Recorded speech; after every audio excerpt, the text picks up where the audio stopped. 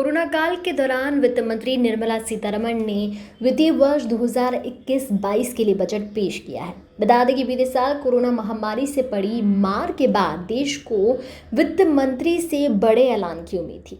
वित्त मंत्री ने इस दौरान नागरिकों की उम्मीद पर पानी नहीं फेरा। वित्त मंत्री ने कई सेक्टर के लोगों के लिए इस वक्त खजाना खोल दिया है। वित्त मंत्री निर्मला सीतारमण ने कहा कि बजट ऐसे समय आ रहा है जब देश की जीडीपी 2 बार माइनस में गई। उन्होंने कहा कि आर्थिक मंदी के बारे में सोचा भी नहीं था।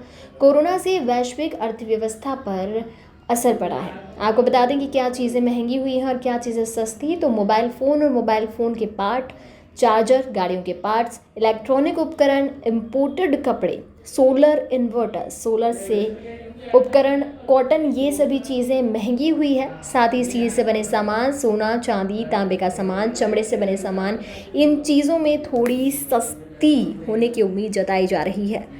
बजट के दौरान एक खास बात ये देखी गई कि इस बार वित्त मंत्री निर्मला सीतारमण पुरानी परंपरा में बदलाव करते हुए आम कागजी दस्तावेज की जगह टैबलेट से बजट पढ़ती नजर आई। सीतारमण 2021-22 का बजट पेश करते हुए सत्ता पक्ष की दूसरी कतार में रही। इस बार का बजट पूर्ण रूप से डिजिटल हुआ, कागज पर प्रिंट नहीं हुआ है। बजट दस्तावेज सभी सांसदों समेत आम जनता के लिए डिजिटल स्वरूप में उपलब्ध कराया जाने वाला है। वहीं इस बजट में किसानों के लिए क्या है ये भी आपको बताते चलते हैं। बता दें कि दिल्ली में अभी भी किसान आंदोलन जारी है।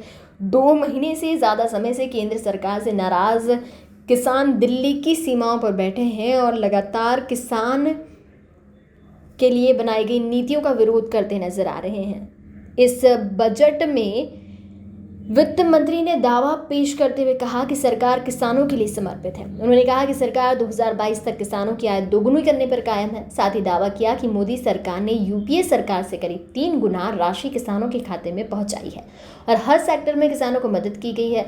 दाल, गेहूं, धान समेत अन्य फसलों की एमएसपी बढ़ाई गई। वित्त मंत्री सीतारमण ने कहा कि धान की खरीदी पर 2013-14 में 63,000 करोड़ रुपए खर्च किए गए थे, जिसे बढ़ाकर 1,45,000 करोड़ किया जा चुका है। वहीं इस वर्ष ये आंकड़ा 72,000 करोड़ रुपए तक पहुंच सकता है और 1.2 करोड़ किसानों को इससे बीते वर्ष लाभ हुआ था। इस वर्ष इससे 1.5 करोड़ किसान लाभान्वित हुए हैं। उन्होंने कहा गेहूं पर सरकार ने 33,000 करोड़ रुपए 2013-14 में खर्च किए थे।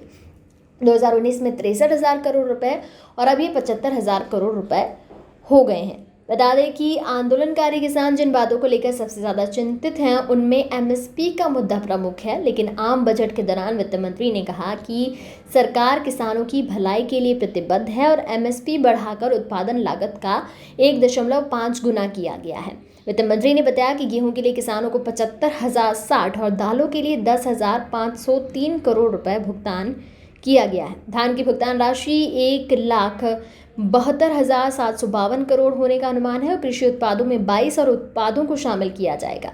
वित्त मंत्री ने यह भी कहा कि 2021 में किसानों को गेहूं पर 75,100 करोड़ रुपए का भुगतान किया गया है। 43.36 लाख किसानों को एमएसपी के तहत सरकारी खरीदी से लाभ हुआ है जो गेहूं उगाते हैं। ये संख्या पहले 35.57 लाख थी।